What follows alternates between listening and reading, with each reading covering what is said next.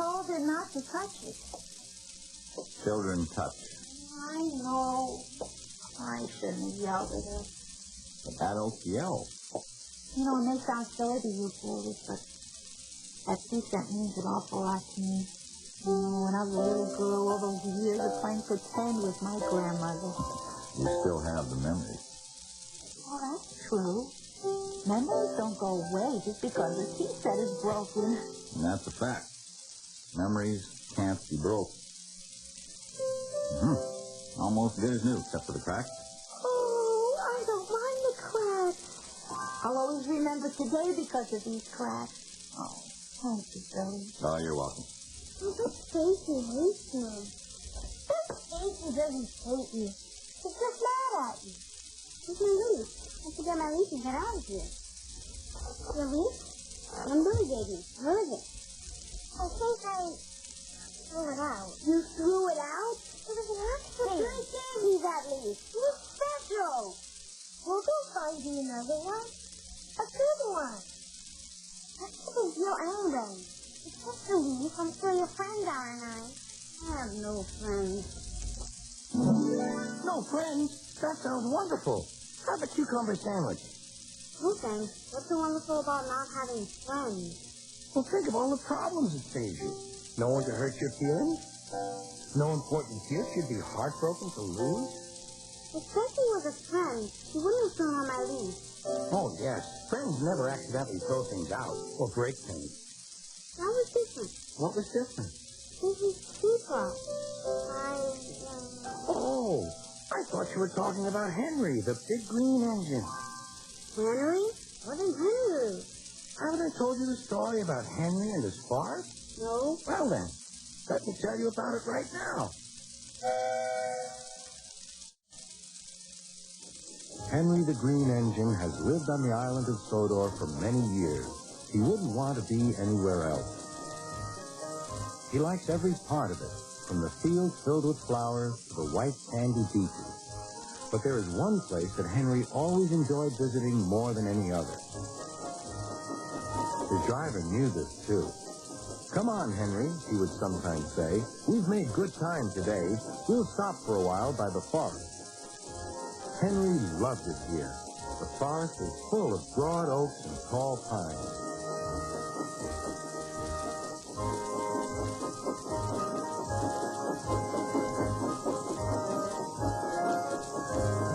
Henry could remember the day long ago when he and Toby brought some new trees to be planted, and Terence and Trevor helped haul them into place. Now he could see the trees growing amongst the others on the hillside. Henry always felt better for being here. He couldn't really explain why, but his driver understood. "It's peaceful," he said to Henry. But one night, everything changed.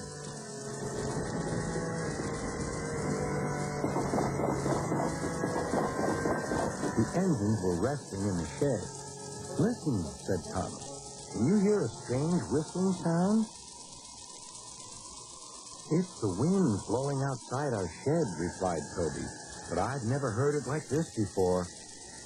"Do you know," added James, "if Gordon wasn't here now, I'd say it was him thundering by with the express."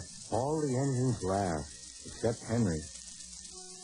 "I hope the wind won't harm the forest." By morning, the fierce winds had gone, but the damage was done.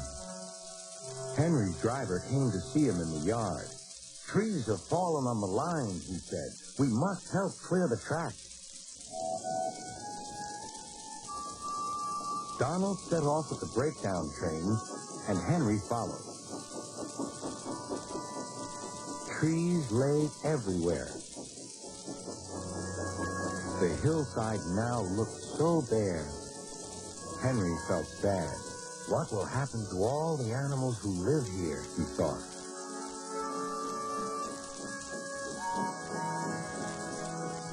When Henry's flat cars were full of logs, he took them to the timber mill where they would be turned into furniture and other things. Henry was glad the wood was being put to good use, but he was still sorry to lose part of his forest.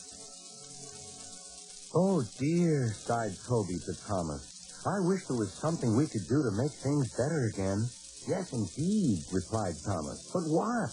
We can't mend broken trees. Hello, Toby, said Sir Topham Hatt. You do look glum. I'm sad about the trees, said Toby. And so is Henry. The forest is a special place to him. Now some of it is gone. We'll soon put that right, replied Sir Topham Hatt. I have an important job for you, Toby. I would like you to take some freight cars to the forest. When the freight cars arrived, Toby was delighted. They were full of splendid young trees all ready for planting. This is the best job I've ever had, said Toby happily.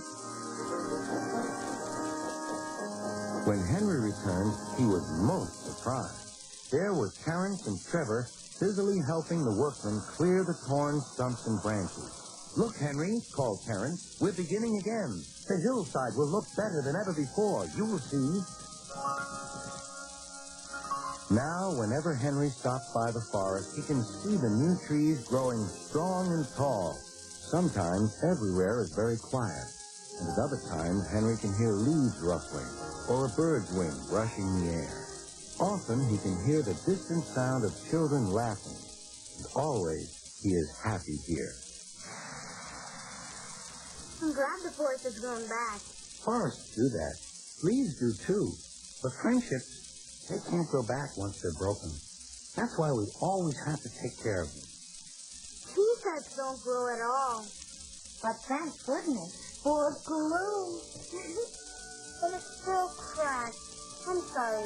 Next time you tell me not to touch something, I promise I won't do it. Apology accepted. But I like these cracks. It's a character, and it makes me think of all of you. Stacy, are you calling me a crackpot? Oh.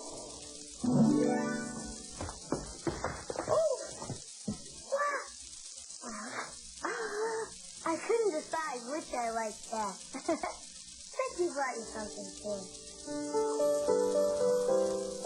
You haven't seen my tickets yet, Aunt Stacy? Oh, what have I gotten? Oh, I'd have to see both of those. But first, I would like to see Tara's leaf collection.